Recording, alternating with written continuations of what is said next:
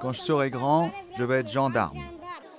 Enseignante, docteur, professeur, docteur. Ils sont 21 élèves dans cette classe. 13 d'entre eux sont roms. Peut-être qu'eux aussi accompliront leur rêve d'avenir. Car ici, à l'école de Darvari, dans le sud de la Roumanie, on lutte contre la discrimination. L'établissement a mis en place avec une ONG un programme contre l'abandon scolaire et pour l'intégration des Roms. Il n'y a pas de différence entre les enfants d'ethnie rome et ceux qui ne le sont pas. Ils jouent ensemble, ils mangent ensemble, ils étudient ensemble dans la même classe, ils sont voisins, ils habitent la même rue, ils sont côte à côte à l'école. Pourtant, dans le pays, l'accès à l'éducation reste difficile pour les Roms. 19% des jeunes de 18 à 29 ans ne sont jamais allés à l'école, contre seulement 2% pour le reste de la population.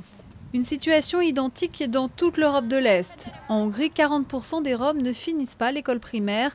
Même si la ségrégation est interdite, elle reste profondément ancrée dans la société. Ça commence au niveau des parents et puis ça remonte à l'école, au gouvernement local, puis au ministère. Tout le monde sait ce qui devrait être fait, mais personne ne veut prendre le risque politique de mettre un terme à la ségrégation. Car si vous le faites, le parti politique que vous représentez en subira les conséquences. Des discriminations aux conséquences lourdes pour l'ensemble de la société. Si nous avons trop d'enfants mal instruits ou pas instruits du tout, ils n'apporteront aucun bénéfice économique à la société. Les Roms, mais surtout la population majoritaire, doivent comprendre ça.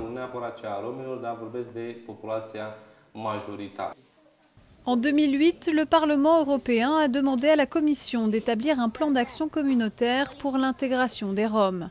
Une demande restée pour l'instant lettre morte. Les Roms somment maintenant Bruxelles de passer à l'acte.